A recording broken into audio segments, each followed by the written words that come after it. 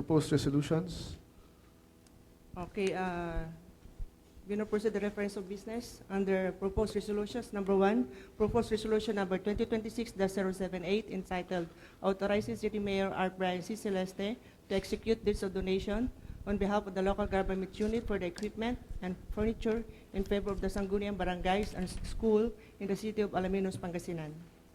Councilor Walter Macaiba is recognized. Thank you, Mr. Chair. May I know if there is any comment to this proposed resolution?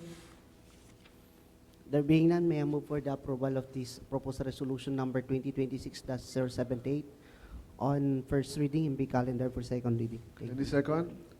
Duly seconded. Any objections? Hearing none, the said resolution is calendared for second reading.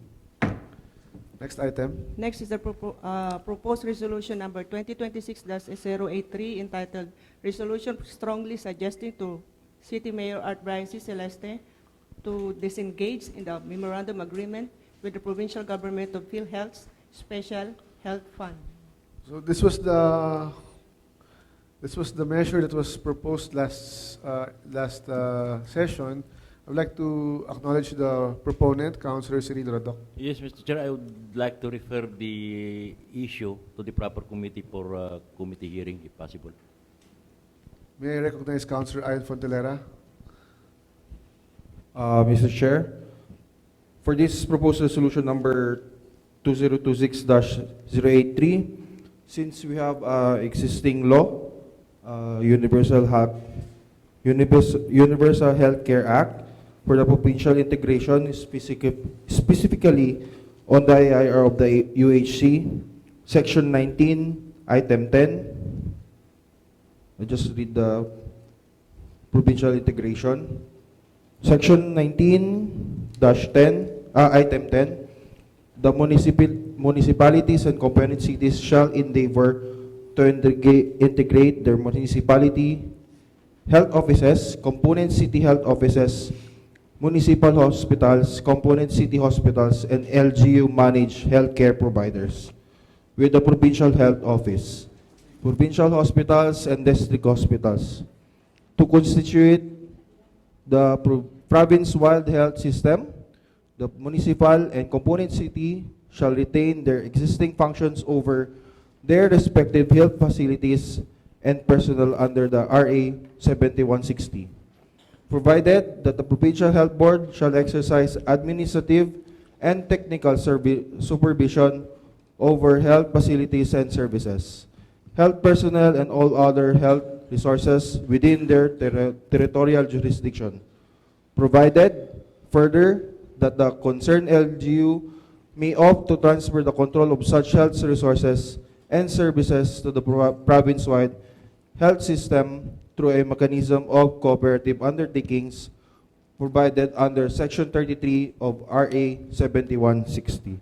So since there's a provision and provincial integration, disengagement to the provincial government is a we are violating the law. So we cannot disengage, Mr. Chair. The Chair will rules for a 1-minute recess.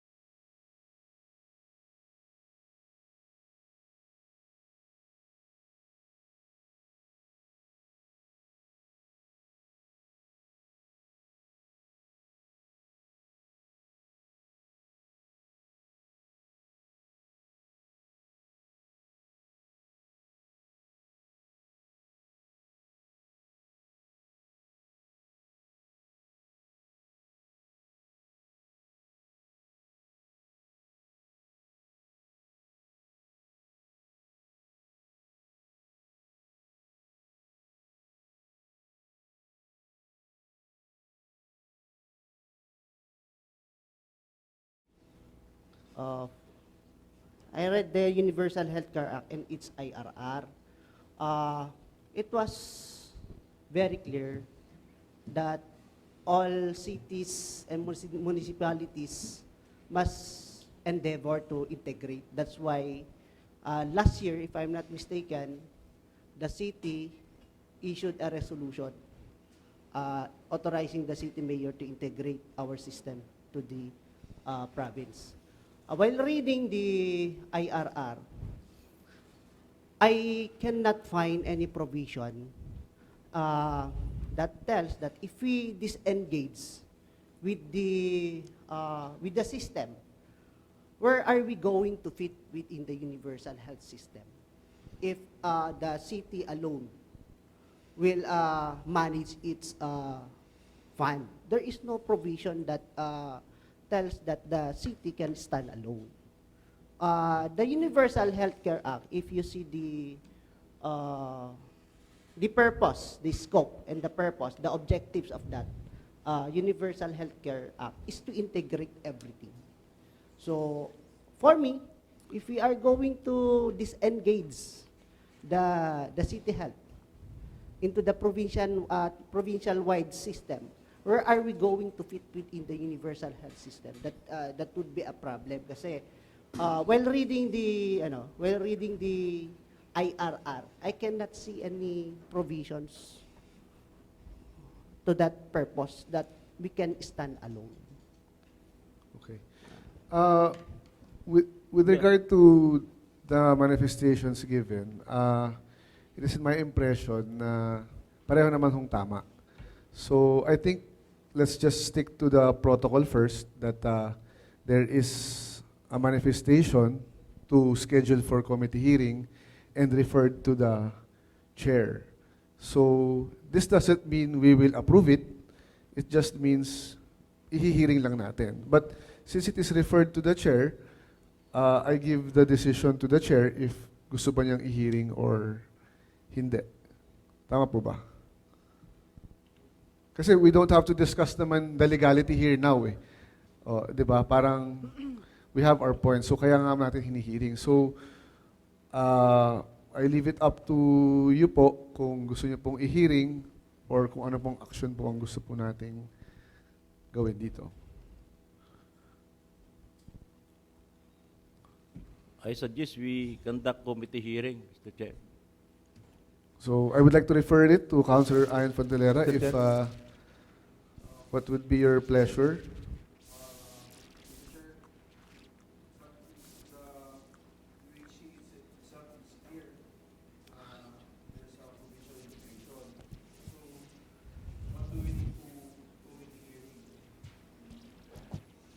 It's up to you as the chairman as health, sir. If Councilor Raul Bakay first. Thank you, Then Mr. Chair. Councilor Dr. Siguro, yun nga, sabi nga ni Councilor Ayon, Committee ng Health, may provision na masasagasahan natin. Yung resolution naman, suggesting to City Mayor, kausapin na lang siguro si Mayor Brian, kausapin na lang kahit hindi na i-committee. Kausapin or legislative inquiry. Ganun na lang. Kausapin na lang si Mayor Brian, ipaliwanag lang sa kanya kung pwede. Kasi suggesting lang naman yung resolution. Yeah, other options, that's a very good suggestion. It can be verbal usapan or hindi na po resolution, parang in a form of legislative inquiry na lang kung ano ba yung options natin. Para, but, yun. Councilor Cirilo Rodoc, you were saying? Yes, Mr. Chair. What disadvantage can we get if we do not conduct a committee hearing? All our discussions here are probably not definite. Probably, maybe, but definitely there is no very clear mandate that we should integrate with the province. The provision says must endeavor, but it does not say that the city or municipality must integrate. If the resolution or the item be renamed to a legislative inquiry about the status of the Special Health Fund of PhilHealth. Would you two be amendable to position it that way? Or Councilor Radoc, since you are the proponent, okay lang bang i-position natin as a legislative inquiry regarding the PhilHealth Special Health Fund? Or do you prefer the same na talagang resolution siya to disengage? Well, in passing this resolution, Mr. Chair, what if we conduct a committee hearing? It's also in the form of legislative inquiry because we are trying to pass a measure. We are not sure if we will pass that measure or not. It will depend on the outcome of the committee hearing, Yep. maybe, and the vote when it is reported for second reading. Based on my initial, ano ba yun? Parang, I assume na maybe since I think our good counselor was on official business last session, so does not have a full picture of our discussion last session. So if I may, gawin na lang nating legislative inquiry para hindi masyadong malakas yung parang dating nung strongly suggesting to City Mayor for disengagement.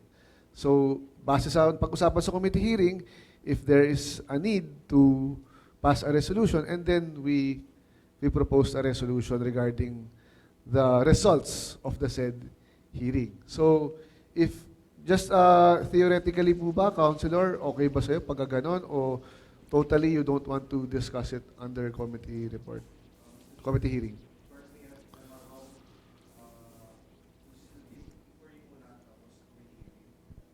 Tama po ba? It can be both, but whatever inquiry, pwede mag-hearing, and then magsi-second reading pa rin naman. Hindi naman siya i-approve or what. No. Parang ano lang siya. Paano kung- Pinag-usapan lang.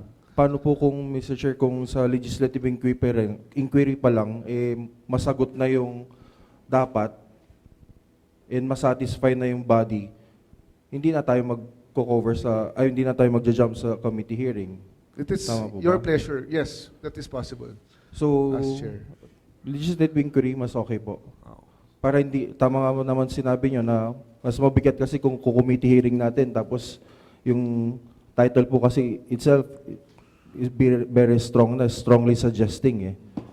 Kaya mas okay na legislative inquiry na lang po muna. Are you amendable to that, Councilor Cyril Rodoc? Okay po ako sa legislative inquiry, Mr. Chair. Okay. Legislative inquiry under the Committee on Health. Tama po. And loss na lang po siguro para since it's to MOA. MOA. Okay, so there is a motion to conduct a legislative inquiry regarding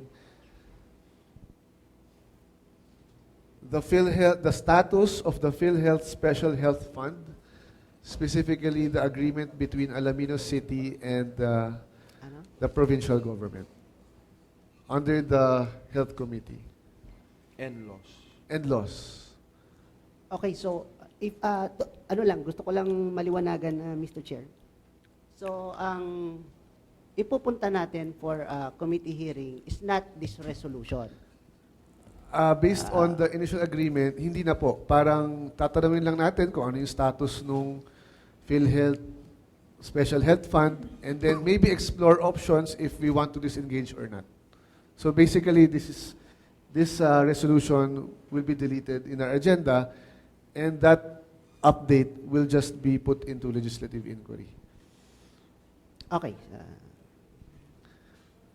So, health and laws, and then please invite our city health officer, and then sino pa po? Legal.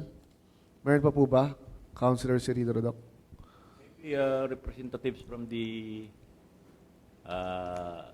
health industry, lying in, hospital, health professionals, like that, in Alaminos. Okay. Are you amendable with that? Yes, Mr. Chair. Okay. Please take note, Madam Secretary. Maybe siguro po we can ask also the provincial government. Yes. para mas maliwanag pong mas may mabigay po. Parang since the city is in the position to decide if we will pursue it or not, parang tayo na lang muna mag-usap-usap. Yes, Mr. Okay, Chair. so ordered. The motion of Councilor Cyril Rodoc is approved. And then with regard to the said resolution, would you like to move to delete the said resolution? O hindi na? Delete. Councilor Cyril Rodoc is recognized. When shall we conduct the legislative inquiry, Mr. Chair? When? I'm sorry. Kailan po ba? Pwede pong during session, pwede rin pong during Maybe separate, committee hearing, separate. Maybe separate date para Opo. mas mahaba-haba yung usapan. Opo. So, what date would you like to set at our legislative inquiry? Ano ba yun? May na ba yan? May 7? May 7 po. What time po? 9:30. So, the legislative inquiry is set on May 7, 9:30 in the morning. So ordered. Please invite the guests that were mentioned. And regarding the said resolution, shall we move to delete the said item? Mr. Councilor Chair, Ayon? I move for the deletion of the proposed resolution number 2026-083 in our agenda. Any second? Duly seconded. Any objection? Hearing none, the said resolution 20260-083 is deleted in our today's agenda. Next item. Okay na po. Next Assistant to the- Leader. Next to the proposed resolution number 2026-084 entitled Authorizing City Mayor Art Brian C. Celeste to execute deeds of donation on behalf of the local government unit for the fixtures retrieved from the renovated comfort rooms of the Don Leopoldo Season Convention Center in favor of the school, Division Office, Alaminos City, Alaminos Central School. Shall we suspend the rules? Yes, Mr. Chair, I move to suspend the rules to accommodate our speaker. Rules are suspended. Madam Secretary, please acknowledge your guest. Our resource person for this item, Mr. Reynaldo T. Livara Jr., the Tourism Operations Officer 2 of the Alaminos City Tourism and Cultural Affairs Office. Hi, sir. Magandang hapon po.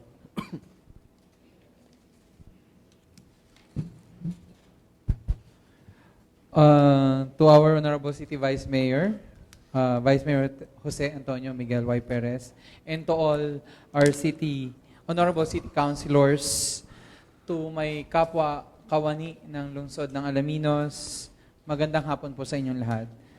So again, I'm Ray Livara from the Alaminos City Tourism and Cultural Affairs Office. Would like to seek for the approval of the proposed resolution number 2026-084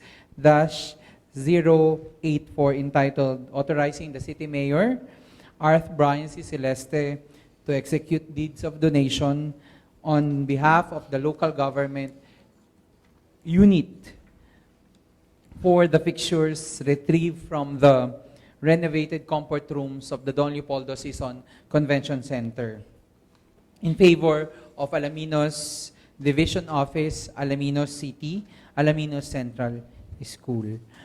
So I would like to inform everyone regarding a short information about for the retrieve fixtures. This retrieve fixtures is amounting to 77,500. It includes seven water closets, 5 urinals, and 1 lavatory.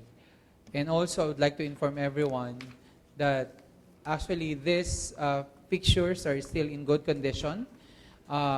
Instead of putting them on storage room, why don't we donate it to Alaminos Central School? We're in right now the Alaminos Central School in partnership with the Alaminos Central School Alumni Association. They have a project, ongoing project. Actually, yung construction for the CR is ongoing. So to lessen and to help the school and to help the as alumni to lessen all their expenses, would like to inform everyone that would like to instead of putting on stock room all the pictures, why don't we donate it to the school to lessen the expenses? Okay. Any questions from the body? Okay, so Ray, I think this is very self-explanatory and it is very noble that at least magamit natin itong mga gamit na ito na magamit na ng iba kaysa sa masira sa stock room po ng Yes, po. LGU. Thank you. So if there are no questions, thank you very much, Sir Ray, for attending our session. Yes, po. You have the floor. Actually po, I don't know if when will be again starting the renovation of the other restrooms.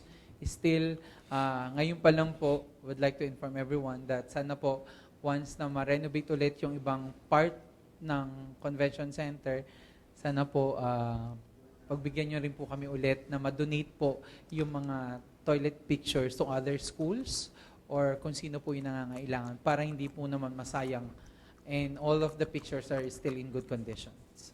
Yes, sir. Siguro, di ba may mga public toilets rin tayo sa PEB, Yes po. sa Agapito, or sa Agapito Braganza, or yung sa food court. Pwede rin doon. Call po ni Mayor kung saan. Sige po. But siguro, prioritize public places or the public schools. Noted. Any other?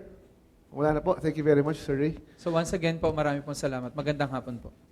We are excited to see the new comfort rooms of the convention center. I think Mayor was... Pati yung sa likod ng stage, di ba? Parang, I believe, Japanese toilet pa ata ang ginamit doon. Okay. Thank you very much, Sir Ray. Thank you po. So we'll now lift the suspension of our internal rules. Sino to? Councilor Walter Makaiba, what is your pleasure? Pagbuwa ba siya? Pagbuwa. Thank you, Mr. Chair. May I move that this proposed resolution number 2026-084 be approved on first reading, be calendar for second reading. Any second? Second. Any objections? Hearing none, the said resolution is calendared for second reading. Assistant Majority Leader is recognized. We now proceed to the communications received and requests under for review. Number 1, review barangay ordinances of Barangay Pugo, this city to wet. Proposed resolution number 2026-074, Barangay Ordinance number 2025-01, entitled Barangay Ordinance Establishing Curfew Hours for Minors. Tuloy-tuloy na lang po. Okay, next is the proposed resolution number 2026-075, Barangay Ordinance number 2025-02, entitled An Ordinance Strictly Prohibiting All Kinds of Animals to Stray in the Barangay Pugo, Alaminos City, Pangasinan, providing penalties for violations thereof and for other purposes. Next is the proposed resolution number 2026-076, Barangay Ordinance number 2025-03, entitled An Ordinance Prohibiting and Imposing Penalties for the Creation of Public Nuisances that Disturb the Peace and Order within Barangay Pugo, Alaminos City, Pangasinan.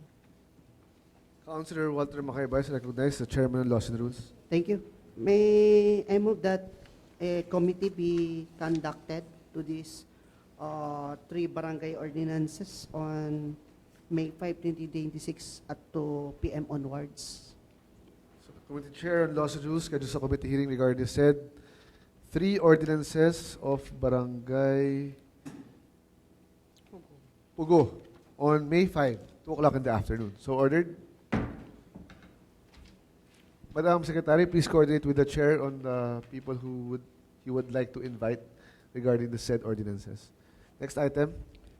Next is the review of barangay ordinances of Barangay Maui, this city to wet, under proposed resolution number 2026-079, Barangay Ordinance number 2026-02, entitled An Ordinance Imposing Hauling Fee on All Types of Vehicles Using Barangay Streets and Barangay Roads within Barangay Maui, Alaminos City, Pangasinan, in the hauling of sand, gravel, ordinary earth, or soil, and other query materials and prescribing fines and penalties for any violation thereof. Next to the proposed resolution number 2026-080, Barangay Ordinance number 2026-03, entitled An Ordinance That Prohibits Minors from Driving All Kinds of Vehicles, like the motorcycle, tricycle, four-wheel vehicles without a student driver license within the barangay premises. Next to the proposed resolution number 2026-081, Barangay Ordinance number 2026-04, entitled An Ordinance Prohibiting Going Half Naked in Public Places in Barangay Maui, Alaminos City, Pangasinan, and providing penalties for violation thereof. Councilor Walter Macaybay is recognized. Thank you, Mr. Chair. May I move that a committee hearing be conducted on these three ordinances on May 7 at 1 p.m. onwards? Okay, the Committee on Rules allows new schedules a committee hearing regarding the said three ordinances of Barangay Maawi on May 7, 1 o'clock in the afternoon. So ordered. Next item. Next is the proposed resolution number 2026-082, entitled Review of Annual Budget 2026 of Sangguniang Kabataan, indicating the details opposite each for further review to it. Sangguniang Kabataan number 1, Barangay Sabangan, the annual budget 2026, and then the Barangay Santa Maria, annual budget 2026. Councilor Oscar Bolling is recognized. We'll schedule a committee hearing on April 30 at 9:30 in the morning. And may I request the Secretariat to please do the proper communications to the concerned HQ officials. Okay, the Committee Chairman on Finance and Appropriations schedules a committee hearing regarding the said two barangays' annual budget on April 30, 9:30 in the morning. So ordered. Next item. We now proceed to the committee reports. Number 1, the committee report and the Mr. hearing Chair. held. Councilor Season is recognized. Under other matters, I would like to cancel the committee hearing and would like to request to temporarily archive the ordinance regarding the regulating the admission of minors in inns and similar establishments.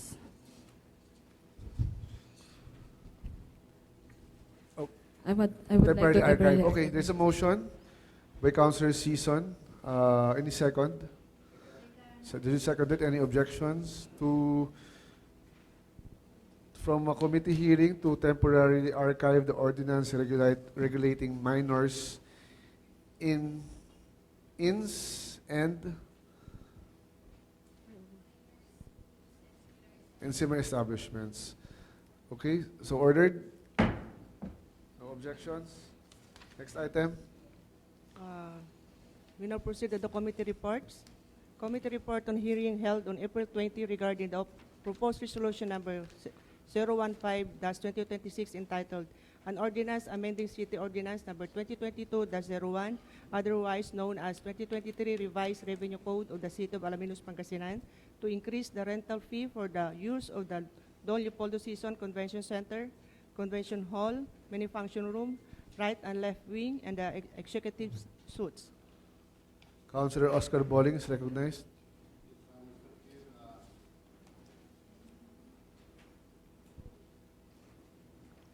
In view of the above stated findings, the committee hereby moves for the adoption of the committee report and further resolved that the measure be scheduled for another deliberation on May 27, 2026 at 10 a.m. in the morning to finalize the legal sound fee structure. That's all, Mr. Chair. There is a motion by Councilor Oscar Bolling, moves to adopt this committee report and schedule another committee hearing or another deliberation on May 27, 2026 at 10 a.m. Any amendments, objections? Just a few comments, no? Siguro when we amend the said ordinance, may the chair also consider including in the ordinance the process kung paano ba mag-reserve, paano ba makakuha ng confirmation, tapos paano ba yung payment. Kailangan naka-layout sana yung proseso po doon para at least ma-avoid yung miscommunication doon sa mga nagpapa-reserve. At the same time, yung provisions for discounting, kung paano po natin iti-treat yun. At saka lastly, parang since marami tayong mga civil society organizations dito or kaya People's Council, siguro pwede mo pag-usapan kung kakayanin is if for example, a certain organization does a lot of social work. Example, they donate, they have, for example, a lot of scholars or they donate a lot of relief goods to certain barangays with an equivalent number of donations, baka pwedeng magkaroon ng incentives na maging libre sa kanila yung paggamit ng convention center. So, just a few suggestions lang naman po for the committee's consideration para at least yung mga CSO natin, maengganyo silang tumulong pa sa iba. Ang kapalit, libre na sila doon sa public facilities natin. So, yun lang po. Kung wala na pong amendments, the committee hearing is set on May 27, 10 o'clock in the morning. So, ordered. Next item. Next is the committee report on the public hearing held on April 20 regarding the proposed ordinance number 012-2026 entitled An Ordinance Authorizing a 20% Increase in the Rental Rates of Motorboats for Hire in the City of Alaminos provided for under Section 71, paragraph of the Alaminos City Revised Tourism Code of 2013. Councilor Albares is recognized. Thank you, Mr. Chair. I read the recommendation. In view of the above state finding, the committee hereby moves for the adoption of this committee report and the measure be elevated in the business of the day for second reading. And, Mr. Chair, I would like to amend the finding, the conclusion dun sa deluxe, Mr. Chair, deluxe boat, na yung from bayad rental na 2,500 to 4,000 sa drop and pick up, doon po sa service boat, sa deluxe, from 2,800 to 5,000, Mr. Chair. And for 2D tour, the deluxe, the 5,000 from 5,500 to 7,000, Mr. Chair. Yun po yung napag-agreean po namin Consi, during pwede- the public hearing, Mr. Chair. Pwede po pakiulit, Consi, for 2-day tour, 5,500 to 7,000. 7,000, Mr. Chair. Yung Ito 3-day tour, yung 3D tour, service boat, service po. from 2,800 Oh, to 5,000, Mr. Chair. okay. And then the Drop drop off. and pick up, from 2,500 to 4,000, Mr. Chair. 4,000 po. Okay. There is a motion by Councilor Olbaque, the Chairman of Transport, to moves for the adoption of this committee report as amended and include the said item in the business of the day. Tama po ba? On second reading. Any amendments? Hearing none, the said committee report is hereby adopted as amended and the said matter be calendared for second reading. Also amended because in the committee report it says public hearing. So ordered.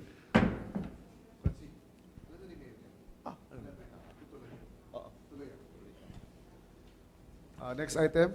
Next is the committee report on the hearing held on April 20 regarding the proposed ordinance number 013-2026 entitled An Ordinance Amending Ordinance Number 2018-08, otherwise known as the New Tricycle Fare Rates of 2018 of the City of Alaminos and prescribing an updated fare matrix and guidelines for the fare charging for public motorized tricycles.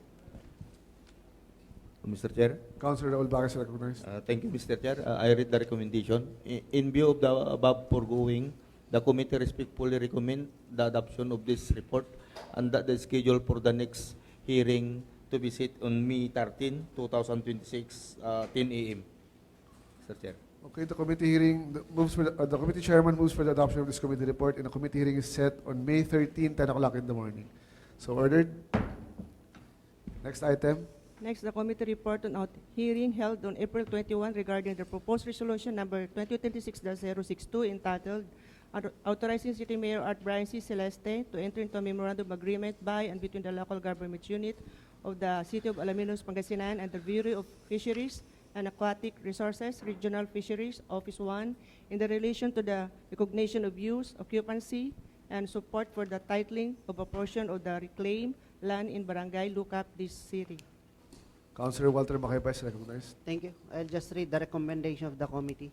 In view of the foregoing, the committee respectfully recommends the adoption of the committee report, the authorization of the city mayor to enter into the MOA, subject to the incorporation of the foregoing revisions and safeguards, and that the matter be calendared as part of the business of the day for appropriate action. Okay, there's a motion duly adopted. The committee chair moves to adopt the committee report and the schedule and to elevate the said item on to second reading. Any amendments?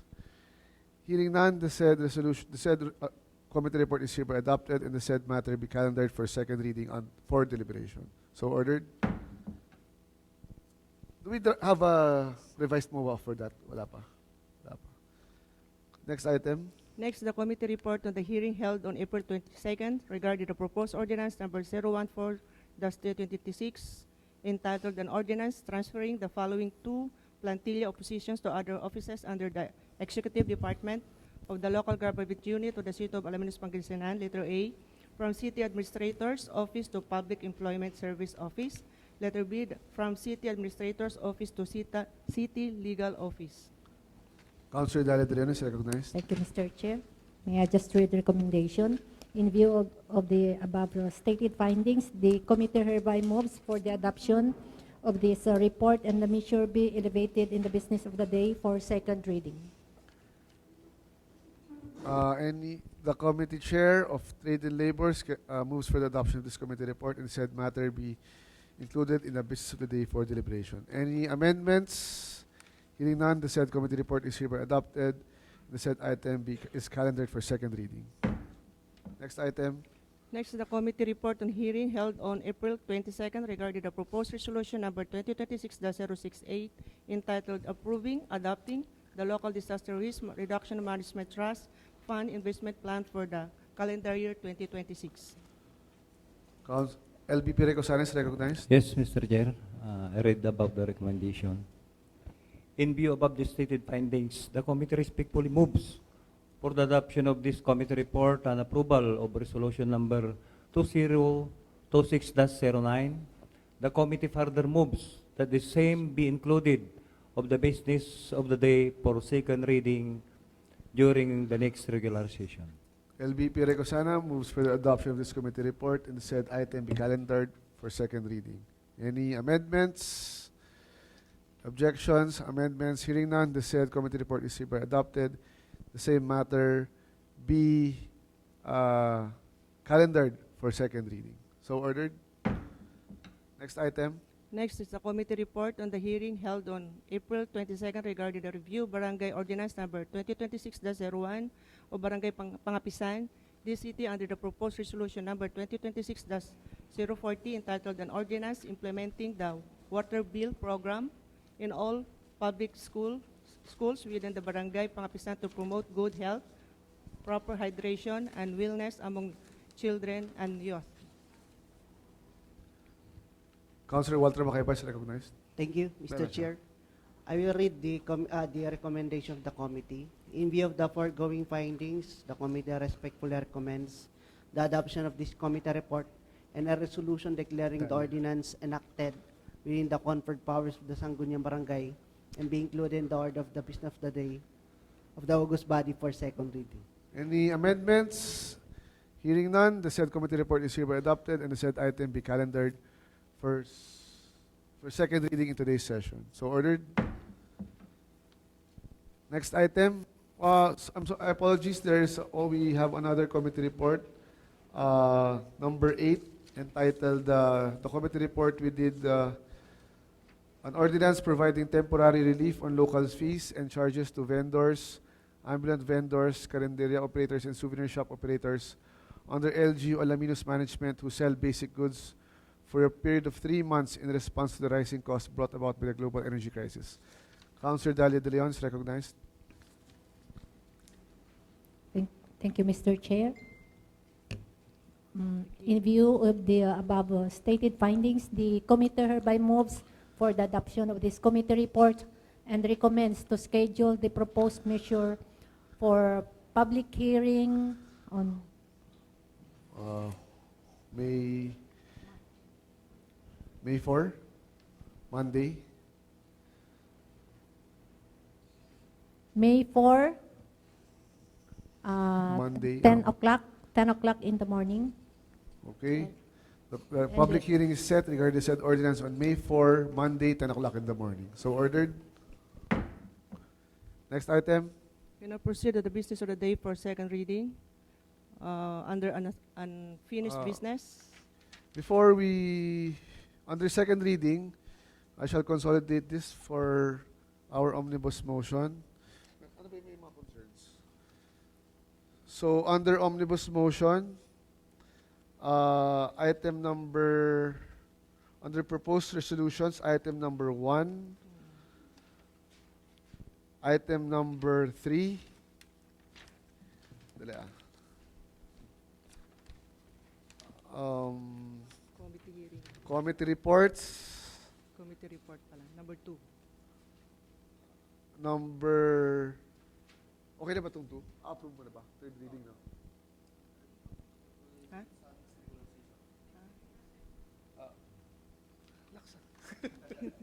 So, under committee reports, number, yung 4, wala. Yung 4, ano mangyayari? Pero may, tas third sa next, kasi wala pa yung MOA. Paano yun? Wala pa.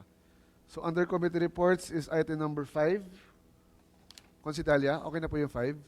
Number 6. Number 5. Number 6. Number 6. Okay na po ba yan? Cap 6. And number 7. Po? Yung local disaster risk. Ay, sorry. I'm sorry. So we, omnibus motion on under proposed resolutions, item number 1 and 3. And under committee reports, item number 5 and 7. So we have 4 items. Assistant Majority Leader. Okay, Mr. Chair, I move for the approval on second reading and be calendared that measure for third reading. Any amendments? Hearing none, the said 4 items are included in third and final reading. Tama ba? Yes. And then, what is the pleasure? Under committee reports, the motorboat, next ba session? Yun ba yung motion kanina? Okay.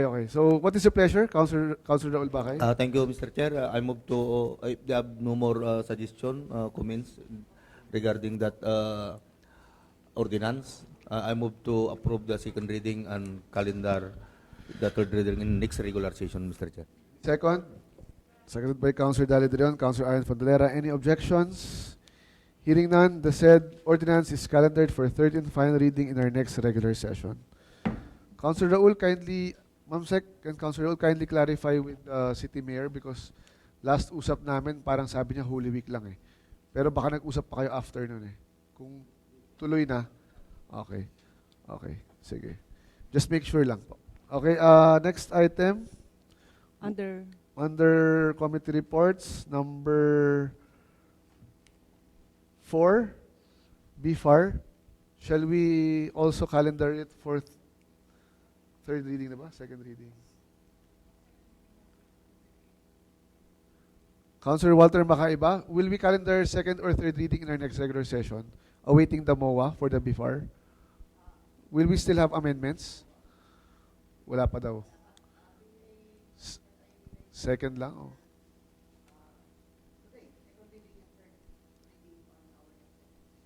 Okay. So, Councilor Walter Makaiba moves to schedule the said resolution, third and final reading in our next regular session. Any second? Seconded by Councilor Fontalera, Councilor Season, Councilor Dalidrian. Any objections? Hearing none, the said item is calendared for third and final reading. Madam Secretary, please make sure that we get a copy of the final MOA, since this is, I think there were a lot of restrictions or safeguards because it entails a donation and land of the LG, possible land in the future of LG Olaminos. Next item would be, there was a motion a while ago in the committee report that the said Local Disaster Risk Reduction Management Fund be calendared for second reading in our next, second? In our next? Oh. Council, LVP Recosana, pasensya na po, medyo narilito ako. Okay, shall we calendar for third reading in our next regular session po? Tama ba? Ha? Second. There is a motion a while ago during the committee report that the said resolution be calendared for second reading in our next regular session. Any second po? Second by Councilor Olbakay. Any objections? Hearing none, the said resolution is calendared for second reading in our next regular session. Pasensya na po, nalilito na. Next item. Under new business, proposed ordinance number 2022-2025, an ordinance ensuring accessibility of all areas within the Alaminos City of all times. Okay na ba ito? Di pa. Okay na. Recosana na lang. LBP Councilor Recosana is recognized. Second and third final reading. Second. Yes, Mr. Chair. I move for the approval of second reading and calendar the same for third and final reading on our next regular session. Any second? Duly seconded. Any objections? Hearing none, the said ordinance is calendared for third and final reading in our next regular session. Next item. Next to the third and final reading. Dito ah. Sinang agenda na dito ako. Madam Secretary, you are recognized. Mga 10 times ako napagalitan today ah. For the third and final reading, the first item is the resolution authorizing City Mayor Art Brian C. Celeste to execute deeds of donation on behalf of the local government unit of the City of Alaminos, Pangasinan for equipment and furniture in favor of the Sangguniang barangays and schools in the City of Alaminos, Pangasinan. These are through the initiative of Councilor Berna Esderabago and Councilor Raul B. Bakay. Sponsored by Councilor Walter M. Makaiba. Councilor Makaiba is recognized. Thank you, Mr. Chair. May I move for the enactment and adoption of this proposed resolution number 2026-078. Any second? Any objections? Hearing none, the said resolution is hereby adopted.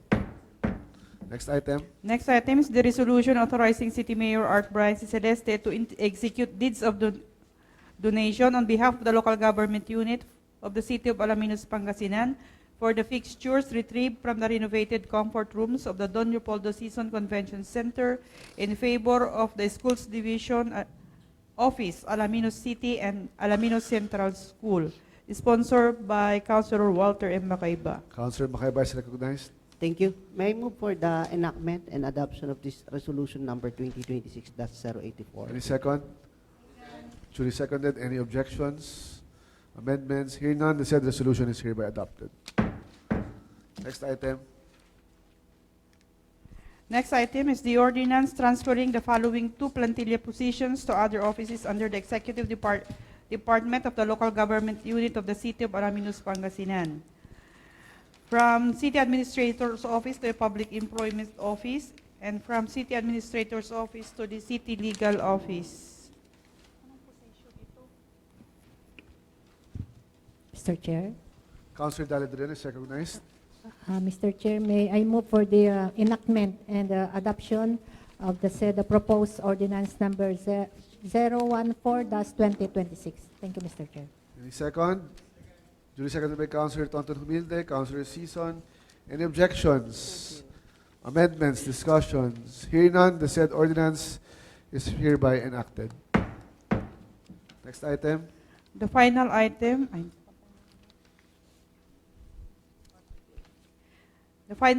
the third and final reading, is the resolution declaring enacted within the conferred powers of the Sangguniang Barangay o Barangay Pangapisan, Barangay Ordinance number 2026-01, entitled An Ordinance Implementing the Water Bill Program in all public schools within Barangay Pangapisan to promote good health, proper hydration, and wellness among children and youth. Sponsored by Councilor Walter M. Macaiba. Councilor Macaiba is recognized. Thank you, Mr. Chair. May I move for the enactment and approval of this barangay ordinance of Barangay Pangapisan. Thank you. Mr. Chair, Councilor Ayes Pantalera is recognized. I would like to co-sponsor the said resolution. Thank you. Okay, so, any second? So, there's a motion by Councilor Walter Macaiba, co-sponsored by Councilor Ayan Fontelera, duly seconded by Councilor Dalia De Leon. Are there any objections? Other amendments? Discussions? Ordinance, no? Hearing none, the said resolution is hereby adopted. Next item. Ano pa? Assistant Majority Leader? Yes, any announcement or reminders? Any announcements? There are no announcements. Councilor Tonton Humilde, you are recognized. Yes, Mr. Chairman, I move to adjourn the 40th SP regular session of the 10th Sangguniang Panlungsod. There is a motion. Any second? Duly seconded. Any objections? Hearing none, today's regular session is hereby adjourned. Maraming salamat po. Sapaw ako.